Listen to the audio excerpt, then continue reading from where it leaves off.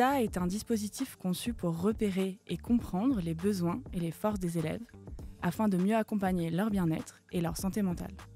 LISA est composé d'une plateforme numérique, d'un parcours de formation destiné aux enseignants et d'un réseau de collaboration multi-acteurs. Soutenu par l'État, le projet LISA France 2030 vise à améliorer le bien-être d'environ 70 000 élèves dans 190 établissements en France et à l'international. Le projet LISA se construit autour de la question essentielle de comment favoriser le bien-être de tous les élèves afin de leur permettre d'apprendre et de progresser ensemble en s'épanouissant. On voit bien évidemment que chaque élève est unique, qu'il a ses forces, qu'il a ses besoins spécifiques, mais qu'il évolue au sein d'un collectif, le groupe classe. Et le défi qui se pose aux enseignants au quotidien va vraiment être de pouvoir transmettre des connaissances, veiller à l'acquisition des connaissances et des compétences pour chacun de ces élèves au sein d'un groupe. Les statistiques sur la santé mentale montrent l'importance d'adresser ce sujet dans le cadre scolaire. Et c'est dans ce contexte que LISA intervient. Alors on a de nombreux dispositifs qui existent évidemment, au rang desquels les PAP qui accompagnent les élèves et qui exigent un diagnostic formel pour offrir un soutien. Mais on a aussi des élèves qui n'ont pas forcément ce type de programme d'accompagnement et qui ont également des besoins. Que proposons-nous concrètement ? LISA offre des formations, des outils et des ressources élaborés à partir d'une collaboration interdisciplinaire d'enseignants, cliniciens, chercheurs et ingénieurs. Grâce à cette co-construction, les ressources sont à la fois scientifiquement rigoureuses et adaptées à la réalité scolaire.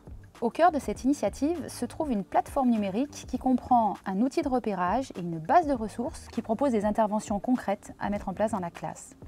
Le questionnaire Facettes, qui comprend 12 questions, permet aux enseignants de faire une observation systématique et structurée de chaque enfant. À partir des réponses fournies au questionnaire, un tableau de bord individuel se génère et offre un résumé des forces et des besoins de chaque élève, ainsi que des suggestions pour les enseignants. Alors ces suggestions sont présentées sous forme de fiches simples et pratiques, prêtes à l'emploi. La base de ressources Lisapédia est quant à elle composée de toutes les fiches pratiques prêtes à l'emploi, ainsi que des hyperliens permettant d'accéder à des ressources externes, pédagogiques et théoriques. LISA propose également des formations pratiques, en ligne et en présentiel, qui sont adaptées aux besoins des enseignants. La démarche LISA s'appuie sur un programme de recherche mené par des chercheurs spécialistes de la santé mentale et du neurodéveloppement. Ce programme s'appuie sur un comité éthique scientifique international, assurant ainsi la rigueur, le respect du cadre éthique et la protection des données. L'école joue un rôle crucial dans le bien-être et l'épanouissement des enfants et des adolescents. L'équipe LISA travaille pour fournir des outils à la hauteur de ces enjeux.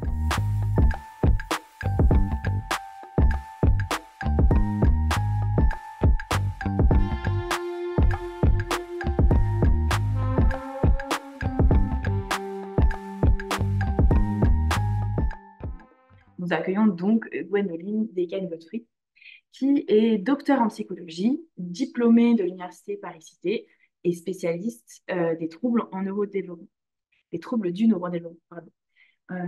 Voilà, en parallèle de son activité de recherche, elle travaille en tant que psychologue dans un institut médico-éducatif. Et donc, comme je vous l'ai dit, son intervention portera sur le trouble du spectre de l'autisme chez l'enfant et l'adolescent. Donc, sans plus tarder, je te laisse la parole, Gwendoline, et je te laisse partager ton écoute. Bienvenue à toi. Donc bonsoir à tous. Comme Manon l'a dit, je suis Gwendoline Descanes-Godfrey. Je vais ce soir vous parler de l'autisme et plus précisément donc chez l'enfant et l'adolescent en abordant un petit peu les défis rencontrés au quotidien, mais aussi les pistes pour l'accompagnement.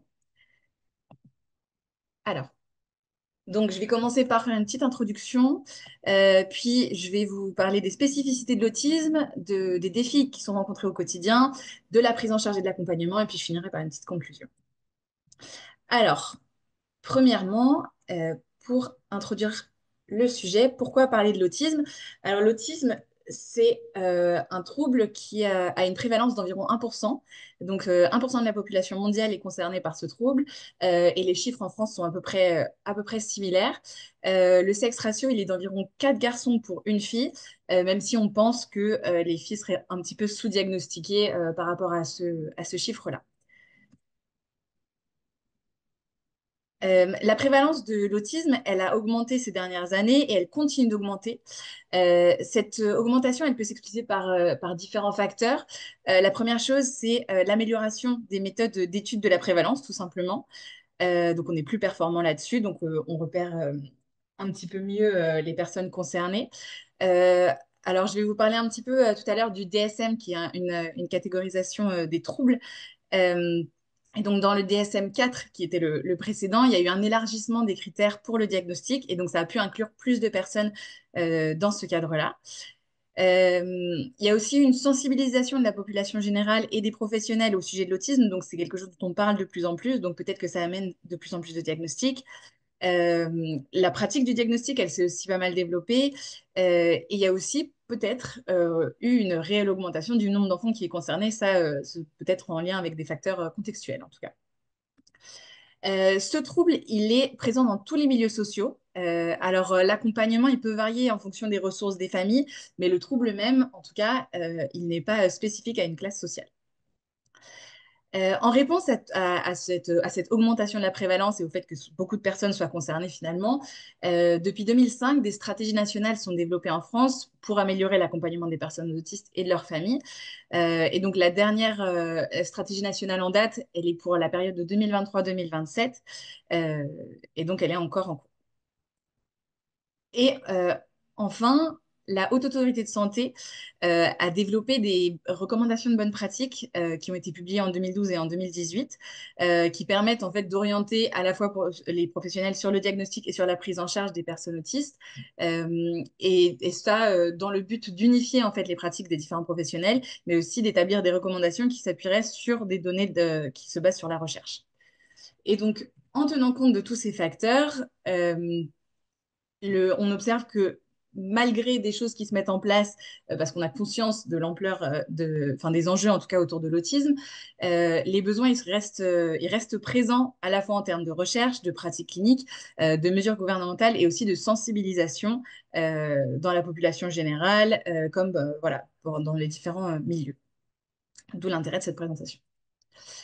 Pour parler des spécificités de l'autisme. Alors, dans les classifications internationales, donc je vous ai parlé du DSM tout à l'heure. Le DSM, c'est une classification qui répertorie les troubles mentaux. Donc, l'une des catégories qui rentre dans ce manuel-là, c'est celle des troubles du neurodéveloppement. Donc, elle rassemble un certain nombre de diagnostics, comme le déficit de l'attention avec hyperactivité, les troubles moteurs, les troubles spécifiques des apprentissages, les troubles de la communication, les handicaps intellectuels, mais aussi le trouble du spectre de l'autisme, qu'on appelle aussi donc TSA. Le fait que ce soit un trouble neurodéveloppemental signifie que le trouble est présent dans le développement précoce de l'enfant, et donc qu'il est en lien avec le développement du cerveau de l'enfant. Donc, ce n'est pas quelque chose qu'on développe par la suite dans la vie, c'est vraiment quelque chose qui est présent dans le développement précoce de l'enfant. Alors, on utilise le terme de trouble du spectre de l'autisme quand on s'appuie justement sur les classifications internationales. Maintenant, il y a plusieurs études, à la fois anglophones et francophones, qui ont montré que pas mal de familles, finalement, et de proches de personnes autistes préféraient simplement utiliser le terme de personne autiste ou d'autisme directement, sans forcément parler de trouble du spectre de l'autisme. Donc voilà, moi, je les utilise de manière interchangeable, donc c'est normal que parfois je parle simplement d'autisme. Alors, pour définir l'autisme, on a besoin de deux critères. Le premier, c'est un déficit des interactions sociales et de la communication. Et le deuxième, c'est des comportements répétitifs et intérêts restreints. Alors, pour donner un petit peu plus de détails, le déficit de la communication et des interactions sociales, il peut se manifester de différentes manières. Ça peut être un déficit de la réciprocité socio-émotionnelle, que vous voyez là en bas. Et donc, par exemple, ça peut être des difficultés à initier les interactions sociales ou à répondre de manière adaptée, à partager les intérêts des personnes qui nous entourent, mais aussi à comprendre les émotions et à exprimer ses propres émotions. Pardon, j'étais un peu vite. Euh, non, oui, c'est ça. Il y a aussi un déficit dans les comportements de communication non verbaux. Donc, ça peut être à la fois en termes de compréhension des comportements non verbaux de la personne en face de nous, mais ça peut être aussi nous-mêmes l'utilisation finalement du langage non verbal. Ça peut être aussi une anomalie dans le contact visuel, ça veut dire le fait de pouvoir regarder la personne dans les yeux quand on communique avec elle. Euh, et voilà, les différentes expressions gestuelles et faciales qui sont associées en tout cas à la communication. Et enfin, il y a un déficit du développement, du maintien et de la compréhension des relations sociales. Donc, ça va être des difficultés à s'ajuster au milieu social dans lequel on est, difficultés à se faire des amis, mais aussi à comprendre les interactions sociales entre les personnes. Et donc, pour le deuxième facteur, qui est donc les comportements répétitifs et intérêt restreint, euh, on va avoir un caractère stéréotypé ou répétitif des mouvements, de l'utilisation des objets, Où est-ce que je vous l'ai mis? C'est le troisième qui est sur mon diapo. Donc voilà, des actions, des mouvements, un langage qui peut être stéréotypé ou répétitif. Euh, Là, ça va se manifester par quand on dit stéréotypé, ça va être qui est répétitif en fait. Donc par exemple, le fait de répéter la phrase que quelqu'un d'autre vient de dire ou le dernier mot de la phrase de la personne qui s'adresse à nous. Le fait d'aligner aussi. Les enfants, on observe souvent qu'ils alignent les petites voitures les unes à côté des autres. Ils les font pas forcément rouler, mais ils vont faire plutôt un alignement d'objets. Ça va être aussi regarder les objets qui roulent. Donc pareil pour les petites voitures, ça va être parfois un enfant qui regarde juste les roues qui tournent, qui tournent, qui tournent, mais qui va pas forcément être dans un jeu de voilà faire la course avec la voiture, par exemple. Euh, et ça peut être aussi au niveau moteur, par exemple, des balancements, c'est quelque chose qu'on retrouve assez souvent, ou des gestes, on retrouve aussi souvent ce qu'on appelle le flapping, donc c'est les enfants qui font un petit peu un mouvement comme ça. Euh, Là, un âge où c'est plus quelque chose qu'on attendrait de la part de l'enfant, en tout cas. Euh, on a aussi l'intolérance au changement et l'adhésion à des routines. Là, ça va être des personnes qui vont être facilement stressées par les changements, en tout cas quand ils ne sont pas prévus. Les transitions, elles peuvent être difficiles. Euh, les, que ce soit les formules même pour dire simplement bonjour, ça peut être assez ritualisé. C'est pas forcément quelque chose de social, mais c'est voilà, il faut que je dise de cette manière-là bonjour. Il faut que je prenne toujours le même chemin. Il faut que je fasse toujours la même chose dans le même ordre quand je me lève le matin, par exemple. Voilà, c'est des choses comme ça. Et dès qu'il y a une perturbation dans ces routines-là, ça peut être difficile à gérer. Euh, et enfin, ah non, pas enfin, on a les intérêts restreints et fixes. Donc là, ça va être un attachement à alors soit ça peut être des objets, ça peut être des sujets, des centres d'intérêt qui sont fixes. Et donc la personne va donner beaucoup, beaucoup d'attention à ce sujet ou à l'objet en question. Parfois, on a des exemples d'enfants qui s'intéressent à des sujets comme les trains, par exemple, donc ils vont connaître beaucoup, beaucoup de choses sur le train, les détails sur tous les types de trains qui existent, sur les chemins qu'ils prennent, voilà, beaucoup plus que ce qu'on attendrait de la personne tout venante dans la population générale. Donc voilà. Et enfin, donc on a l'hyper ou l'hypo-réactivité pardon, face à des stimulations sensorielles ou bien un intérêt inhabituel pour certains aspects sensoriels. Donc là, ça peut se manifester pareil de manière très très diverse. Ça va être alors ça peut être sur tous les sens. Par exemple, des difficultés à gérer un volume sonore trop élevé ou à l'inverse quand on dit l'hyporéactivité, ça va être quand, par exemple, il y a vouloir mettre le son très très fort parce que finalement, on n'est pas assez stimulé autrement. Euh, donc voilà, ça peut être dans différents domaines encore une fois. Ça peut être le côté tactile, ça peut être très gêné par la moindre petite étiquette, ou à l'inverse, être dans la recherche de ces sensations par rapport à des textures particulières. Donc voilà, donc ça, ce sont les caractéristiques qui font le trouble du spectre de l'autisme. Donc encore une fois, il y a les deux critères et qui peuvent se manifester finalement de différentes manières. Euh, Parce que là, dans ce que je vous ai décrit, finalement, il y a une réalité qui est très diverse. Alors, dans le DSM, on parle de différents niveaux de sévérité par rapport à l'autisme. Donc, le niveau léger, c'est un niveau qu'on dit donc nécessitant de l'aide. Donc, c'est quelqu'un qui va avoir les symptômes pour avoir le diagnostic, mais finalement le minimum requis pour avoir le diagnostic. Ensuite, vous avez le niveau modéré. Donc là, ça va être quelqu'un qui va avoir besoin d'une aide importante. Donc, on va avoir de nouveau les symptômes qui sont présents suffisamment pour avoir le diagnostic, mais cette fois-ci avec donc un besoin d'aide un petit peu plus important. Et enfin, le niveau de sévérité élevé. J'ai une petite faute sur mon diapo, c'est sévère. Euh, Donc, c'est là que nécessitant une aide très importante. Donc, plusieurs symptômes qui sont présents finalement pour poser le diagnostic, là encore, mais au-delà de ce qui est requis simplement pour poser le diagnostic, on va avoir une altération très marquée du fonctionnement de la personne.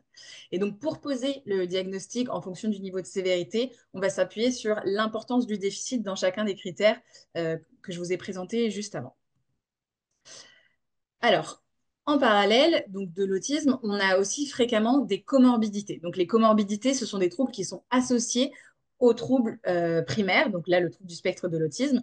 Donc, par rapport à l'autisme, on a un pourcentage assez fréquent, assez élevé, pardon, de personnes qui sont autistes et qui ont en parallèle d'autres troubles.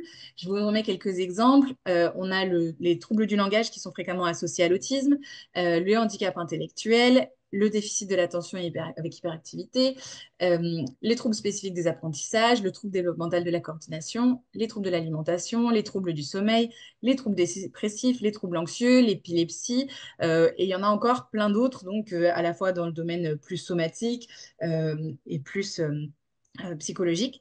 Donc, là encore, on voit que finalement, la réalité de l'autisme, elle est très variable parce qu'il y a les critères diagnostiques de l'autisme, mais en fait, finalement, le panel de troubles qui peut être associé, et c'est d'ailleurs possible d'avoir plusieurs troubles associés, il est finalement très, très large.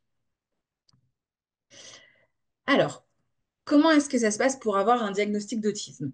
Donc, selon les recommandations de la Haute Autorité de Santé, les parents sont souvent les personnes qui repèrent les particularités dans le développement de leur enfant. Et alors, ils vont soit s'orienter, soit être orientés vers des professionnels de première ligne. Alors, souvent, ils peuvent aussi être, l'école peut être aussi un bon tremplin pour les orienter vers le médecin qui va pouvoir faire finalement une première évaluation médicale et orienter correctement en fonction de ses observations. Si les inquiétudes sont confirmées par le médecin de première ligne, donc ça va être encore une fois le médecin traitant, ça peut être le médecin de la PMI, enfin voilà.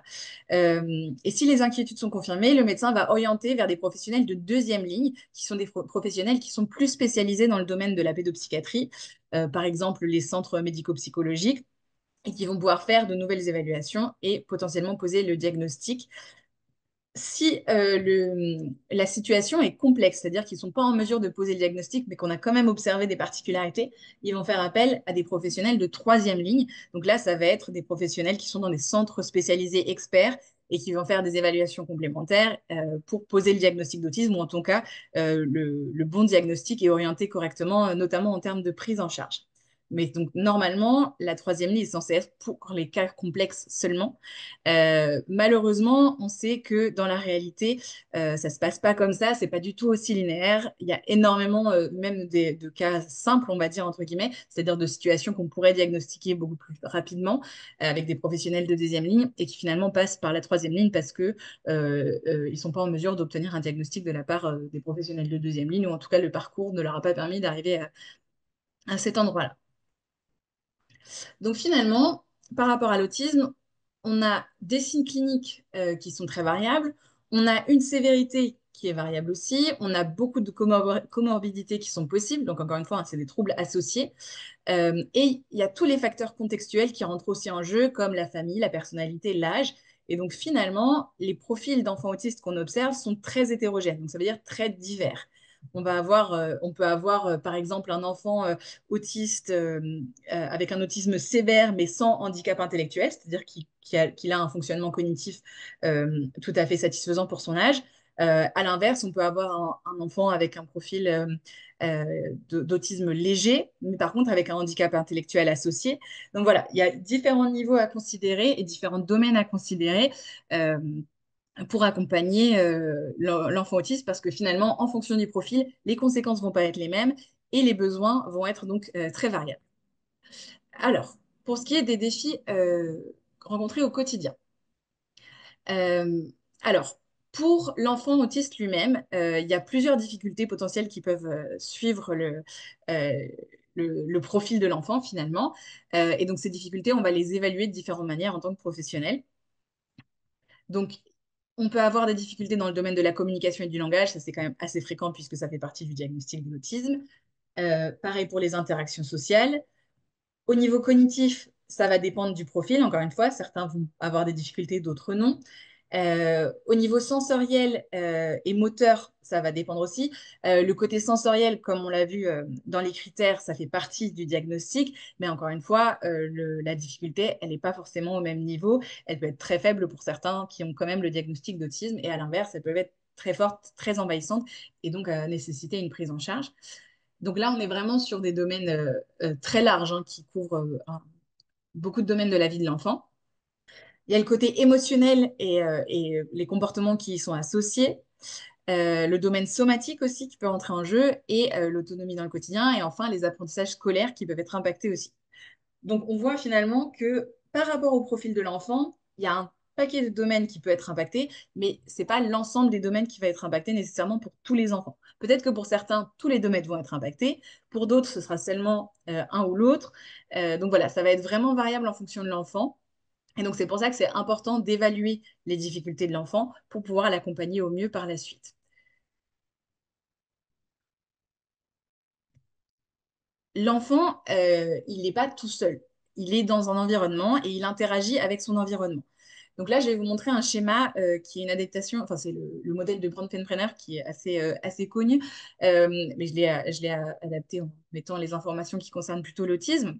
Et donc, on voit que l'enfant, il est en interaction avec le mésosystème qui comprend donc la famille, l'école, les pères, etc.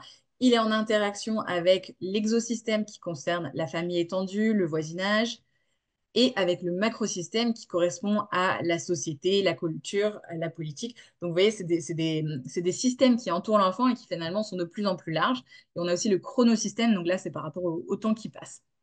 Et donc, l'enfant, encore une fois, il interagit avec tous ces systèmes. Et donc finalement, ça explique très bien pourquoi les difficultés de l'enfant, même si finalement ce sont des difficultés qui sont dans son développement à lui, bah, ça a des conséquences sur les différents niveaux de système.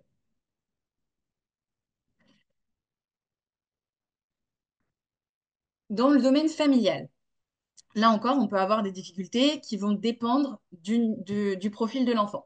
Les difficultés, elles peuvent être par rapport aux tâches qui sont chronophages. Donc, pourquoi je parle de ça? C'est à la fois pour obtenir le diagnostic, mais pour obtenir les prises en charge.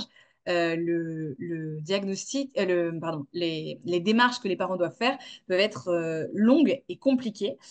À côté de ça, l'emploi du temps de l'enfant peut être souvent chargé par rapport aux prises en charge.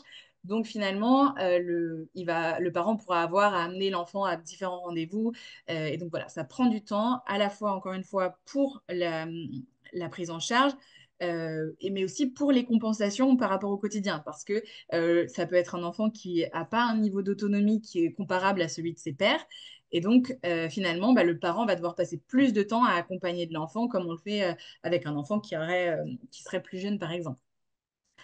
On a aussi le côté du vécu émotionnel. Donc, le vécu émotionnel, pareil, il est assez variable, mais souvent, les parents rapportent quand même pas mal de fatigue, à la fois physique et morale, pas mal de stress aussi quand bah, il faut gérer les comportements de l'enfant et parfois c'est difficile à gérer, qu'on n'a pas forcément les ressources pour le faire.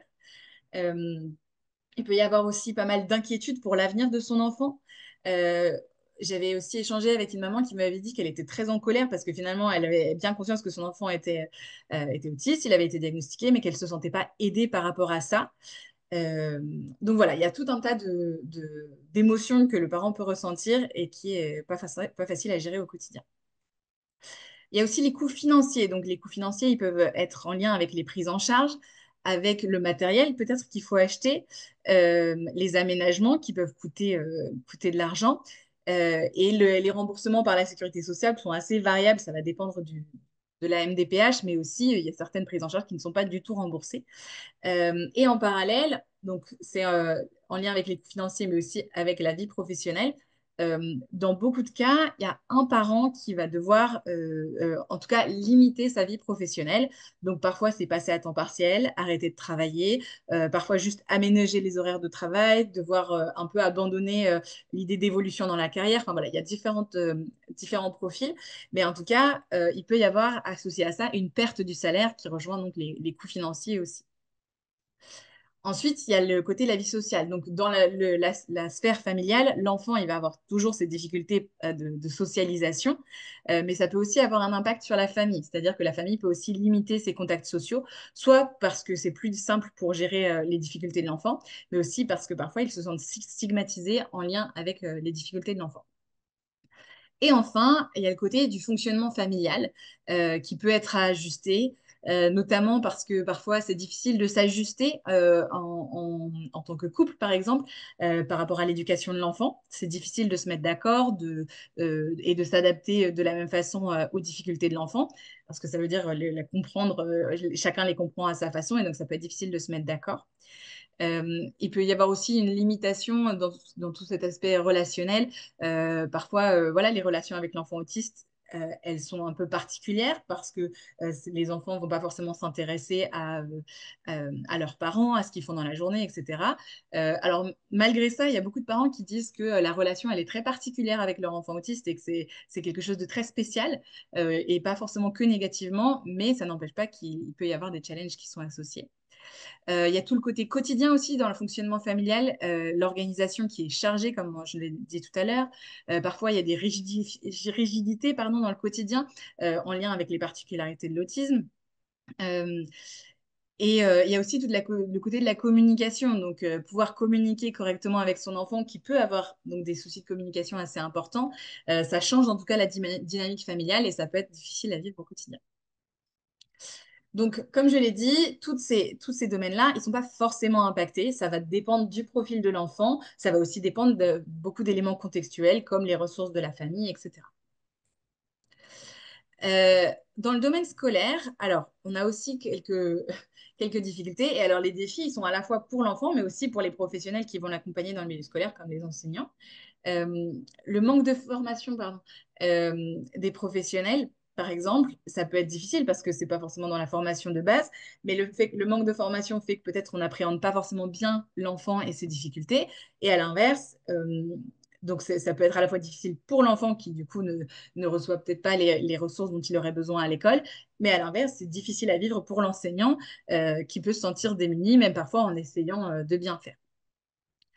Euh, les professionnels rapportent aussi souvent qu'il y a un manque d'effectifs pour pouvoir bien accompagner correctement l'enfant autiste. Il y a des dispositifs qui existent pour une scolarisation adaptée et pour que les aménagements et pour des aménagements, mais ils sont souvent insuffisants par rapport aux besoins qu'il y a. Alors, parce qu'il y a l'autisme, mais il y a aussi tout un tas d'autres troubles pour lesquels on a besoin de ces dispositifs-là. Et donc, finalement, ils sont assez insuffisants pour le moment. Les méthodes pédagogiques qui sont utilisées traditionnellement, elles sont aussi parfois inadaptées par rapport à l'enfant. Donc, ça peut être difficile pour lui par rapport à ses apprentissages scolaires. Et il y a tout le côté social qui est à l'école aussi. Donc, à la fois pour l'enfant qui peut se sentir isolé, qui est parfois, qui se fait souvent, enfin, parfois harcelé, moqué. Donc, voilà, il y a tout un contexte qui n'est pas forcément facile à gérer. Et puis, le travail en groupe, parfois, qui est attendu, ça peut être aussi difficile pour l'enfant. Et donc là encore, c'est important de considérer que ce n'est pas tous les enfants qui vont avoir cette difficulté-là. Ça va beaucoup dépendre du profil de l'enfant et des éléments et des ressources qu'il y a aussi à l'école, par exemple. Donc finalement, par rapport à cette partie-là, on voit que l'autisme, il a des répercussions dans plusieurs domaines. Alors là, on a parlé de l'école et de la famille, il y a d'autres domaines, mais c'est surtout ces éléments-là dont je voulais parler aujourd'hui. Et donc, c'est à la fois considérer que il y a l'enfant, mais il y a aussi les répercussions et finalement les interactions entre les différents domaines qui rentrent en jeu.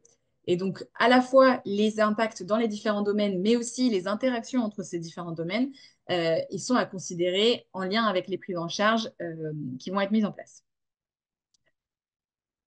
Donc, en termes de prise en charge et d'accompagnement, euh, alors, dans les recommandations générales, je voulais dire en gros parce que c'est assez important, l'autisme, on ne guérit pas de l'autisme. C'est pas comme une maladie, on va donner un médicament.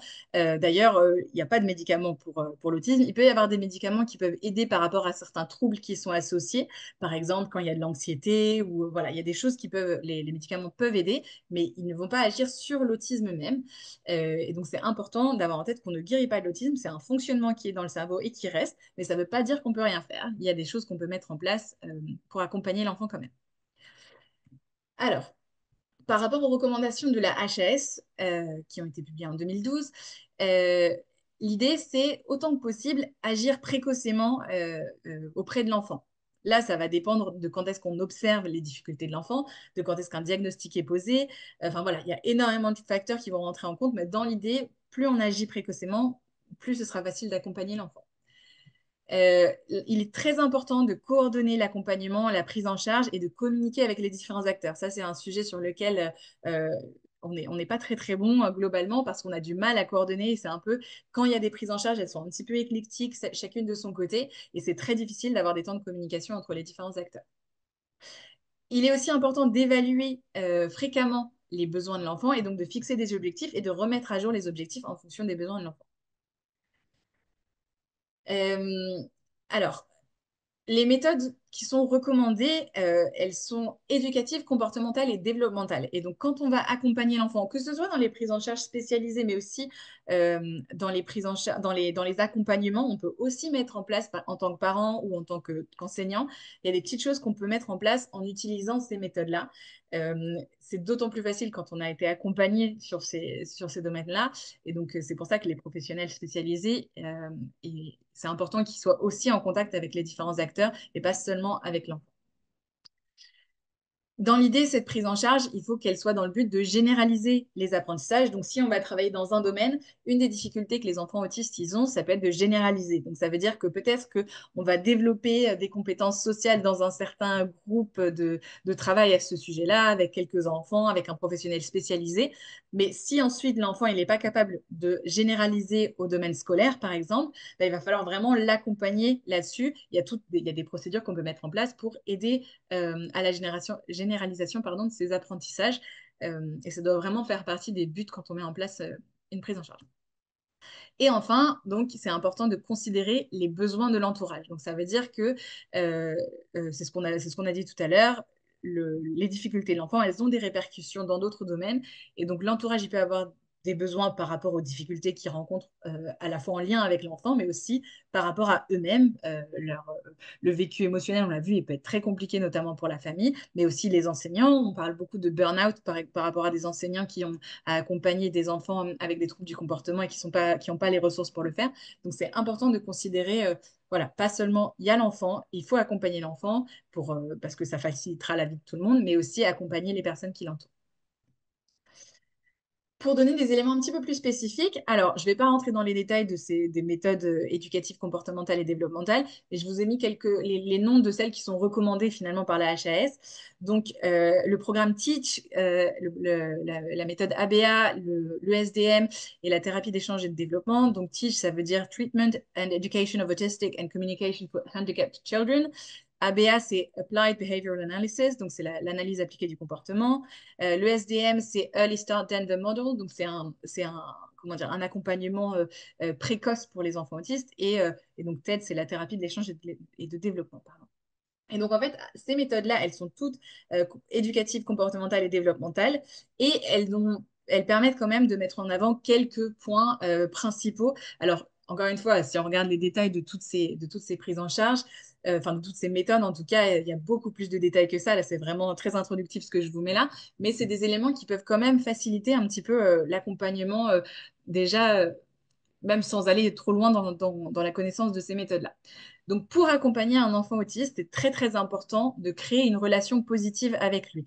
Donc, on appelle ça le pairing. Donc, c'est que l'enfant, en fait, que l'enfant associe la personne à quelque chose de positif, mais aussi le lieu. Donc, par exemple, la classe. Si la classe est associée à quelque chose de négatif, ça va être très difficile pour lui de pouvoir travailler correctement ou développer quoi que ce soit. Et c'est pareil pour les prises en charge spécialisées, ou bien même à la maison, s'il y a certains domaines ou salles de la maison qui sont associés à quelque chose de très négatif, ça va être difficile pour l'enfant de bien utiliser les ressources de cet environnement-là, ou en tout cas suivre les apprentissages qui sont en cours. Donc voilà, créer une relation positive avec l'enfant. Ajuster les stimulations sensorielles avec l'environnement. Donc là, ça rejoint ce qu'on disait un petit peu au début dans les critères diagnostiques.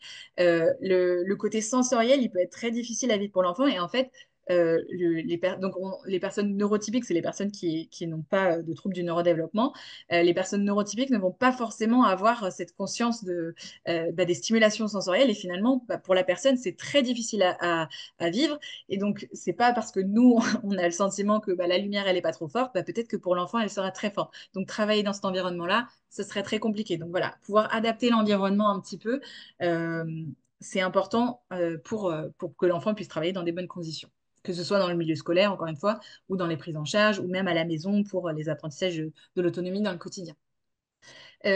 S'assurer d'avoir un moyen de communication avec l'enfant, c'est très important étant donné que sans la communication, on va avoir du mal à avancer. Et encore une fois, là, la communication, c'est un domaine très large et ça va vraiment dépendre du profil de l'enfant. Parce qu'on a des enfants qui ont des non-verbaux, donc qui n'ont pas accès à un moyen de communication. Donc là, il faut mettre des choses en place pour donner les moyens de communiquer. Et si on n'a pas ce prérequis-là, il y a d'autres choses qu'on ne va pas pouvoir mettre en place. Donc vraiment, quand on veut accompagner l'enfant, et puis aussi avoir conscience que parfois, l'enfant ne comprend pas tout ce qu'on lui dit, parce que c'est à la fois le fait de communiquer lui-même, mais aussi de comprendre ce qu'il reçoit. Euh, Structurer le temps, l'environnement et l'activité. Donc là, ça va être utiliser des ressources comme par exemple les timers, ou alors ça va dépendre du niveau de l'enfant, encore une fois. Ça peut être souvent des éléments visuels qui vont aider l'enfant à structurer. Enfin, l'environnement, donc c'est pour ça, dans les classes maternelles, souvent c'est assez bien fait, c'est-à-dire qu'on va avoir la zone où on mange, la zone où enfin voilà, il peut y avoir des petites images, des petites choses comme ça, et donc c'est assez important de le faire pour l'enfant, même après, pour donner plus de prévisibilité, de compréhension et donc d'autonomie à l'enfant pour pouvoir travailler dans cet environnement-là. Et pareil pour les activités, quand on lui donne un exercice, ou enfin, voilà, de pouvoir avoir la notion de la structure, ça va aider beaucoup plus facilement l'enfant. Il est important aussi de comprendre que l'enfant n'a pas forcément la même motivation en fonction de la tâche qui lui est demandée. Et donc, c'est important de maintenir, en tout cas de développer et de maintenir la motivation de l'enfant pour qu'il puisse faire les tâches. Sinon, il ne sera pas forcément intéressé. Et d'ailleurs, il y a beaucoup d'enfants autistes. Il y en a pour qui, qui trouvent ça agréable, mais ce qu'on appelle les renforçateurs sociaux, donc dire tout simplement bravo, félicitations quand on a bien réussi un exercice, pour certains enfants autistes, ils s'en fichent complètement que je dise ça. Par contre, d'avoir accès à autre chose auquel il n'a pas accès autrement, ça peut l'aider à se motiver un petit peu. Euh, une autre chose qu'on peut faire, c'est découper les tâches, les objectifs, donc les exercices, de pouvoir bien découper euh, pour que ce soit pas trop d'un coup. Si c'est trop d'un coup, l'enfant il peut se décourager assez vite. Et enfin, apporter une guidance adaptée à l'enfant. Donc, ça va être, alors les guidances, elles vont dépendre un petit peu de la tâche qu'on a envie d'amener l'enfant à faire. Ça peut être une guidance qui est verbale, ça peut être une guidance gestuelle. Donc, verbale, ça veut dire, par exemple, de donner des instructions. Gestuelle, ça veut dire de faire un petit rappel avec les mains. Enfin, voilà, il y a plusieurs types de guidance qu'on peut mettre en place pour aider l'enfant sans faire à sa place et que progressivement, on va essayer d'enlever la guidance pour que l'enfant il prenne en autonomie par rapport à ce qu'on est en train de travailler. Si on a un comportement qui est inadapté, ce qui arrive fréquemment, c'est important de se poser la question de la fonction du comportement. C'est-à-dire pourquoi est-ce que le comportement il arrive, dans quel contexte il arrive et qu'est-ce qui se passe après, surtout si le comportement il revient, c'est important de comprendre pourquoi est-ce qu'il revient ce comportement. Parce que clairement, ça veut dire que c'est la meilleure solution que l'enfant il a trouvée pour obtenir ce qu'il obtient face à ce comportement-là. Par rapport à la prise en charge spécialisée, alors, on va avoir différents professionnels qui peuvent être impliqués. Je vous ai mis quelques exemples, donc les psychiatres, orthophonistes, psychomotriciens, éducateurs spécialisés, psychologues, ergothérapeutes, infirmiers. Il y en a plein d'autres qui peuvent être impliqués. Il y a aussi différents lieux de prise en charge. Là, ça peut être en libéral, ça peut être dans des lieux de rendez-vous. Donc, quand je dis lieu de rendez-vous, ça peut être tout simplement, par exemple, le CMP. Donc, quand on amène l'enfant au CMP, pour son rendez-vous avec l'orthophoniste, avec l'éducateur, etc. Euh, et vous avez aussi les lieux d'accueil de jour, comme par exemple les instituts médico-éducatifs, où l'enfant, en fait, il vient pour la journée et donc il va avoir ses prises en charge en parallèle parfois de temps scolaire, enfin de temps scolaire pour le cas de l'IME, mais il va avoir aussi ses prises en charge tout simplement dans sa journée. Il y a certains dispositifs qui permettent aussi aux professionnels de, eux, se déplacer dans les lieux. Et donc, ils sont rattachés, soit ils sont en libéral, soit ils sont rattachés à des structures. Donc, c'est un peu une catégorie à part, mais en tout cas, c'est aussi parfois possible que les professionnels se déplacent à la fois à l'école, à domicile, ou enfin voilà, en tout cas en fonction du lieu où se trouve l'enfant.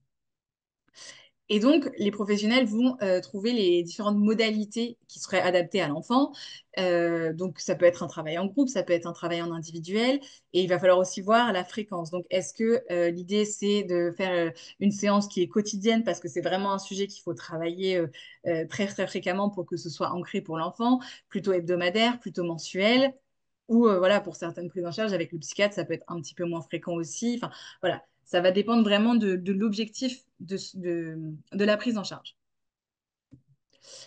Et donc, les domaines de prise en charge, bah, ça va être les domaines finalement qu'on a vus tout à l'heure. Donc, je ne vais pas forcément tout repasser en revue, mais c'est les domaines qui sont impactés pour l'enfant. Et donc, on va pouvoir faire un travail spécifique en fonction de ce qu'on a évalué par rapport à l'enfant. Donc, pour la communication, ça peut être, alors est-ce que c'est le langage verbal? Est-ce que c'est le langage non verbal? Est-ce qu'on va devoir mettre en place une communication, un système de communication alternatif?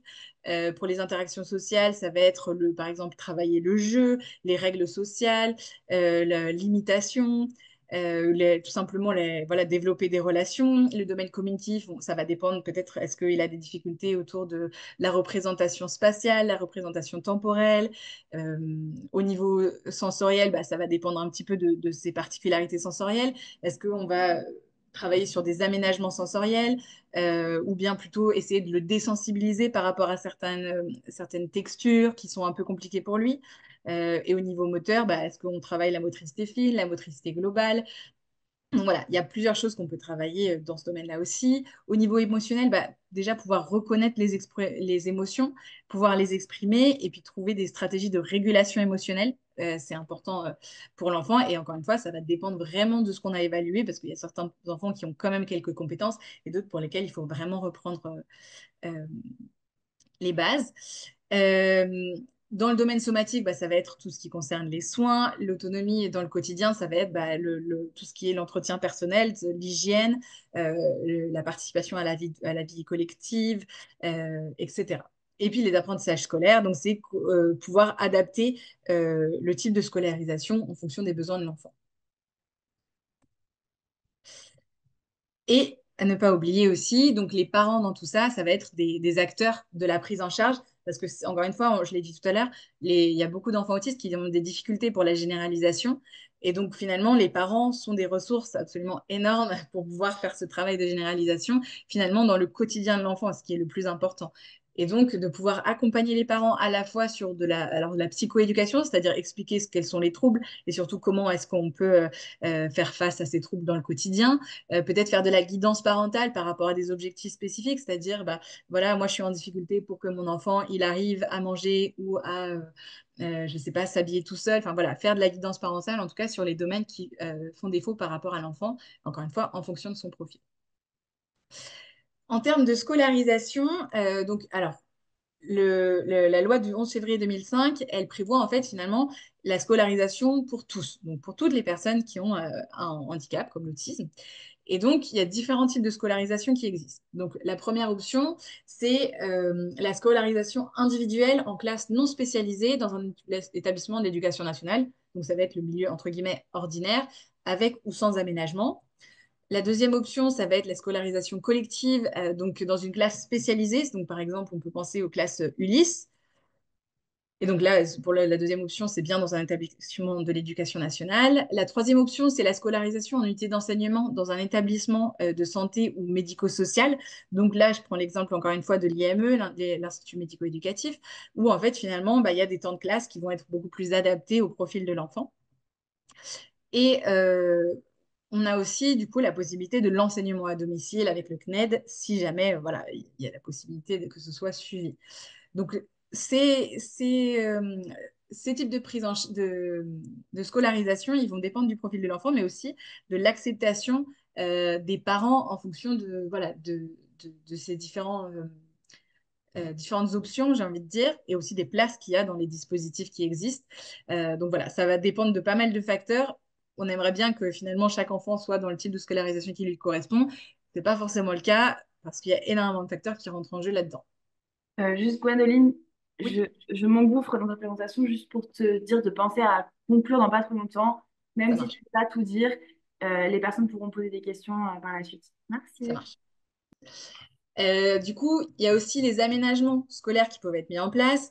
Dans les aménagements, vous avez donc, bon, ça c'est des choses qui sont assez connues, les AESH, pouvoir avoir un tiers-temps, pouvoir avoir du matériel qui est adapté, des supports pédagogiques qui sont adaptés, pouvoir adapter les contrôles des connaissances. Peut-être que ce ne sera pas une rédaction pour tel enfant, ce sera un QCM. Enfin voilà, pouvoir adapter en tout cas vraiment dans le domaine de la classe. Donc là, vous avez plusieurs options. Et en termes de fonctionnement familial, donc là, dans le domaine familial, il y a plusieurs facteurs qui sont aussi intéressants à considérer parce que finalement, le contexte familial va pouvoir favoriser aussi la gestion de l'autisme. Donc, avoir une cohésion familiale qui est satisfaisante, c'est-à-dire un climat familial bienveillant, du soutien émotionnel, mais aussi une acceptation commune autour du handicap et de l'éducation qui est associée. En termes de flexibilité, ça va être pouvoir adapter les pratiques parentales en fonction du besoin de l'enfant, parce que peut-être que les techniques qu'on voudrait utiliser, qu'on avait prévu d'utiliser, ne fonctionnent pas avec le fonctionnement de l'enfant. De pouvoir aussi avoir un soutien pratique finalement au domicile, une bonne répartition des tâches, que ce ne soit pas qu'un seul des parents qui fasse la tâche qui concerne l'enfant plus spécifiquement, parce que c'est assez lourd au quotidien. Et enfin, d'avoir une communication qui est satisfaisante dans la famille, au sein du couple, par exemple, quand on veut pouvoir gérer l'enfant au quotidien, mais aussi une communication qui est adaptée par rapport aux besoins de l'enfant pour faciliter le quotidien. Et donc, tous ces domaines-là du fonctionnement familial, ils sont en interaction et ils sont importants à considérer aussi et à favoriser, parce que c'est vraiment pas négligeable, pour pouvoir bien accompagner l'enfant.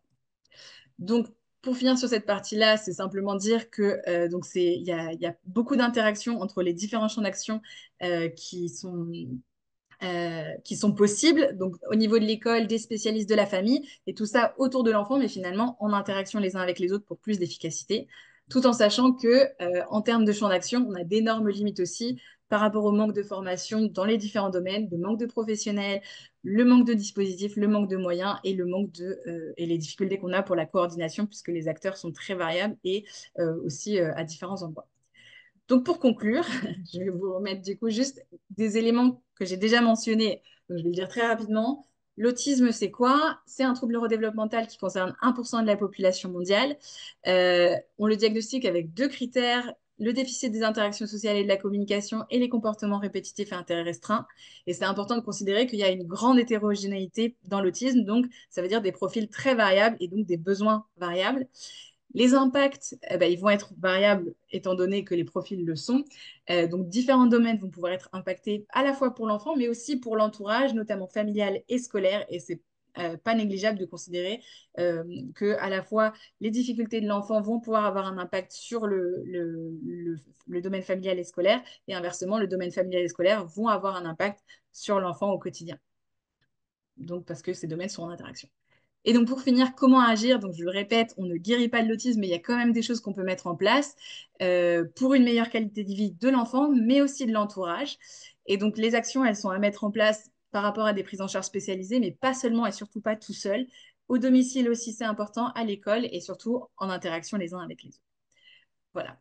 Merci de votre attention. Merci beaucoup, Gwendoline, pour cette présentation très complète avec tout un panel d'informations. Donc, vraiment, merci. Je vous propose de prendre une première question qui nous vient de Chéro qui demande est-ce que tous les symptômes donc, que vous avez décrits doivent être présents pour qu'un diagnostic d'autisme soit posé? Par exemple, s'il n'y en a que un ou deux, comment ça se passe? Alors, il faut forcément qu'il y ait les deux critères dont j'ai parlé, donc le déficit des interactions sociales et de la communication et les comportements répétitifs à intérêt restreint. Donc, forcément, ces deux aspects-là, ils doivent être là parce que sinon, on n'a pas, c'est pas un diagnostic d'autisme. Par contre, dans les manifestations spécifiques que je vous ai mentionnées, non, il n'y aura pas forcément tout. Et justement, plus il y a de manifestations, plus le diagnostic il va être sévère. Et s'il y en a que quelques-unes qu'on atteint le seuil quand même pour avoir le diagnostic, mais pas forcément tout et ben on pourra quand même poser le diagnostic, mais du coup, peut-être que la sévérité sera moins importante. Ça marche, merci beaucoup pour cette réponse. N'hésitez pas dans le chat à poser vos questions au fur et à mesure. Il y a une question aussi sur les compétences à développer. Tu as un petit peu commencé à y répondre, mais en tant qu'enseignant, quelles compétences il faut développer pour mieux accompagner les troubles du spectre de l'autisme? Alors, du coup, j'imagine pour soi-même en tant qu'enseignant. Alors, je dirais il y a deux aspects. Il y a les ressources internes et externes. Je dirais que parfois, on est un petit peu limité. Si vous êtes tout seul avec une classe absolument énorme et qu'il y a un enfant qui a un profil vraiment difficile, c'est difficile de s'adapter parce on doit s'adapter à toute la classe aussi. Maintenant, je pense que d'avoir conscience du fonctionnement de l'enfant et vraiment de rendre prévisibles les choses et structuré. Ça va vraiment faciliter le quotidien de l'enfant, c'est-à-dire avoir des petits rituels, savoir ce qui va se passer en début, enfin, alors ça dépend un petit peu du niveau où vous êtes, bien sûr, parce que voilà, les attentes ne sont pas les mêmes. Au collège, par exemple, c'est beaucoup plus difficile parce que on attend beaucoup d'autonomie finalement de l'enfant. Et il y a beaucoup d'enfants autistes qui sont en difficulté parce que justement, ça fait tout un panel beaucoup plus large de lieux, de personnes, de fonctionnement, parce que tous les enseignements fonctionnent pas pareil, donc ça peut être vraiment difficile. Alors que peut-être dans des classes où enfin voilà, l'enseignant est toujours avec sa classe, c'est peut-être un peu plus gérable de mettre en place des rituels, de la prévisibilité pour l'enfant en tout cas. Ce sera peut-être un petit peu plus facile. Mais en tout cas, moi, je commencerai par ce côté-là et de trouver les centres d'intérêt de l'enfant pour pouvoir avoir sa motivation. Parce qu'encore une fois, la motivation, elle va être assez variable. Et les domaines, enfin aussi, par exemple, si on a conscience de quels sont les intérêts spécifiques de l'enfant, donc j'ai parlé tout à l'heure, parce que ça fait partie des critères diagnostiques, peut-être que si on veut travailler les maths et que l'enfant, il aime énormément les grenouilles, parce que ça arrive, et peut-être faire un exercice sur les grenouilles en mathématiques, ça va être plus facile d'avoir son attention. Voilà. Ok, merci beaucoup. Il y a une question autour de la différence entre les garçons et les filles. Est-ce qu'il existe une différence de manifestation des symptômes, des critères de diagnostic de l'autisme entre les garçons et les filles? Alors, les critères diagnostiques, non, ils sont les mêmes. Par contre, ce qu'on a observé, c'est qu'en fait, les filles avaient plus facilement. Alors, par rapport au diagnostic, en fait, on va avoir dans les chiffres, hein, donc c'est-à-dire avec les diagnostics officiels, sans parler de la réalité, parce que finalement, le diagnostic, c'est que les personnes qui se font diagnostiquer, c'est pas forcément la réalité complète. Mais on va avoir des profils de filles qui vont avoir qui vont avoir des handicaps plus sévères, c'est-à-dire une sévérité très forte et pas beaucoup de filles qui ont une sévérité faible. Mais en fait, ce qu'on suppose, c'est que c'est pas qu'il n'y a pas de filles qui a une sévérité faible de l'autisme tout en pouvant être diagnostiquées, c'est qu'en fait, les filles, malgré leurs difficultés dans les interactions sociales, elles vont trouver des stratégies de compensation plus que les garçons, en tout cas. C'est ce qu'on a observé. Hein. Il y a des études qui commencent à aller sur ce sujet-là. Et du coup, comme elles compensent, elles cachent, mais c'est très coûteux pour elles, c'est très difficile. Elles cachent comme des choses, elles essayent voilà, de trouver d'autres stratégies. Et donc, ça veut dire que ça va pas être visible et donc pas diagnostiqué. On va peut-être l'attribuer à autre chose, euh, la timidité. Enfin voilà, il y a plusieurs éléments qui peuvent être posés là-dessus. Ça ne veut pas dire que toutes les personnes timides sont autistes, hein. Pas du tout. Mais en tout cas, c'est juste pour dire que voilà, on sait que les filles ont tendance à avoir de meilleures stratégies de compensation, même si elles peuvent être autistes. Hmm. Merci beaucoup. Il y a deux questions que je vais essayer de coupler pour pouvoir répondre à toutes les questions. Donc, il y a une première personne qui demande est-ce que vous auriez des formations avec des outils très concrets pour aider les enseignants, donc peut-être pour aller un peu plus loin. Et il y a une autre personne qui demande en tant qu'AESH où est-ce qu'on peut trouver des supports de travail, par exemple en ligne ou pédagogiques, par exemple pour accompagner un enfant autiste non verbal. Ah oui, alors du coup, c'est... Ok, donc il y a pas mal de choses. Il y a plusieurs En termes questions. Oui. Alors, en termes de formation, il y a plusieurs organismes de formation qui existent. Euh, Ça coûte assez cher si c'est soi-même qui doit, si on doit le financer par soi-même. Mais bon, parfois, dans les programmes de formation, voilà, les établissements, ils peuvent aussi utiliser des budgets là-dessus. En tout cas, il y a des organismes de formation qui existent et qui peuvent, alors on peut s'inscrire à des formations et donc avoir des données beaucoup plus complètes que ce que je vous ai donné, bien sûr. En fait, ça va être les méthodes que je vous ai citées, mais finalement, ils vont vous donner les vrais outils et en plus adaptés au milieu. Donc, moi, par exemple, je peux vous citer Formavision qui fait ce genre de choses, mais il y en a vraiment un paquet. Si vous tapez sur Internet formation ABA, si vous utilisez les noms pardon, des méthodes que je vous ai mis sur le diapo, je vais peut-être vous le remettre. les aurez.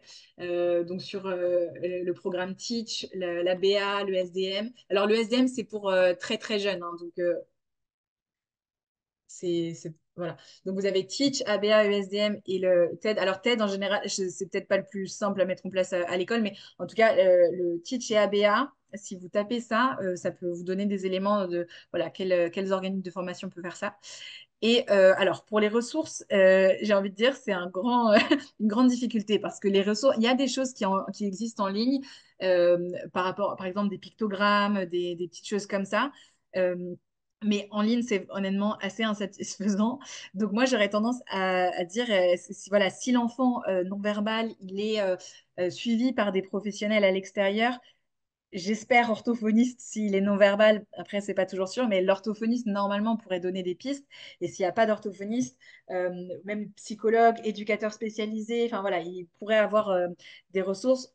Je vous dis même des pictogrammes pour faciliter, parce que du coup l'aspect visuel est donc structuré pour que ce soit un peu moins angoissant pour l'enfant et aussi pour les apprentissages, parce que je ne sais pas quel âge il a, mais ça peut être euh, des toutes petites choses, mais en fait, de découper grâce à des pictogrammes, des supports visuels, ça peut aider.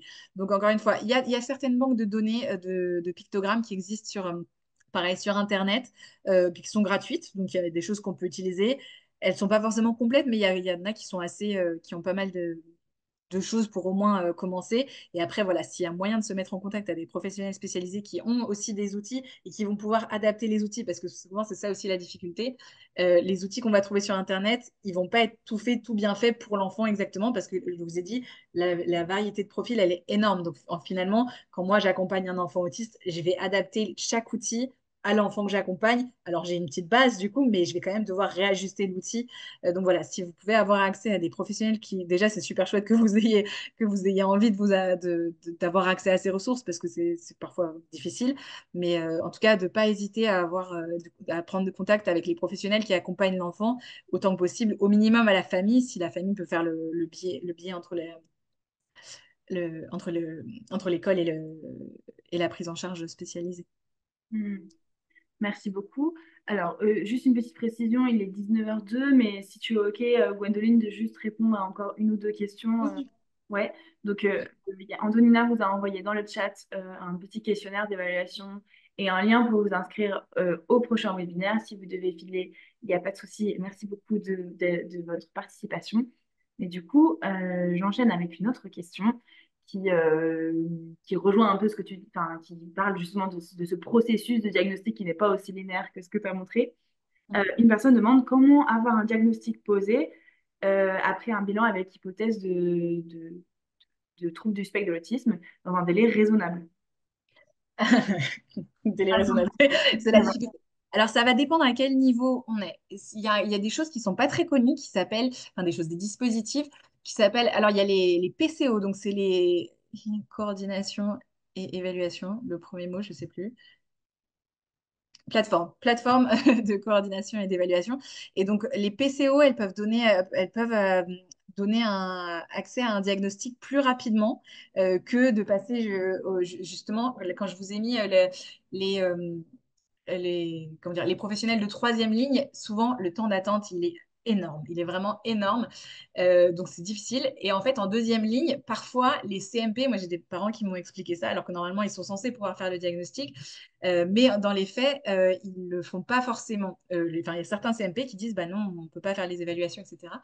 Euh, donc, qu'est-ce que je veux dire? Oui, du coup, ça dépend de quel professionnel de deuxième ligne on a. Mais si le médecin traitant, il a déjà repéré des choses et qu'on a une grosse suspicion, on peut aussi s'adresser, je vous dis, au PCO. Il n'y en a pas partout, mais c'est censé aller plus rapidement. Et il y a aussi les PDAP. Je vais pas réussir à vous trouver le... Euh, Non, je vais pas réussir à vous le trouver. Mais en tout cas, voilà, c'est des dispositifs qui peuvent vous aider à avoir un diagnostic un petit peu plus rapide et qui sont pas très connus justement, et notamment des médecins traitants. Donc ça, c'est important, c'est une très bonne question parce que ça peut faciliter. Alors après, si on est face à une situation complexe, par exemple quand il y a beaucoup de troubles qui sont associés ou des troubles psychiatriques qui vont se mélanger un petit peu, donc on n'arrive pas trop à faire la part des choses, bah, il faudra quand même passer par les professionnels de troisième ligne. Mais il y a beaucoup, beaucoup de personnes qui pourraient passer par la deuxième ligne et qui finalement ont pas, ont pas de connaissance de justement ces dispositifs. Merci. Il y a une question autour des symptômes. Est-ce qu'ils peuvent, une fois encore, est-ce qu'ils peuvent apparaître de façon plus évidente à l'adolescence, par exemple? Alors, alors, oui et non, c'est-à-dire, oui, ils vont pas être nouveaux. Par contre, ils peuvent être plus flagrants à certaines périodes.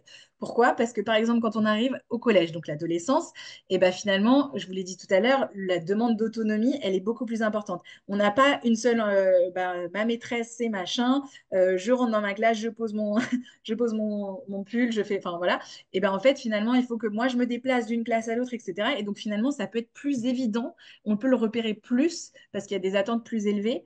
Et aussi, quand on est en primaire, on peut passer par le jeu. C'est-à-dire que même si on n'aime pas trop discuter, que les sujets ne nous intéressent pas, bah, il y a parfois des petits jeux de ballon, des trucs comme ça qui peuvent passer. Bah, au collège, les adolescents, ils commencent à parler et en fait, bah, quand c'est pas notre sujet, enfin, il y a beaucoup d'adolescents autistes qui disent, mais moi, ça m'intéresse pas.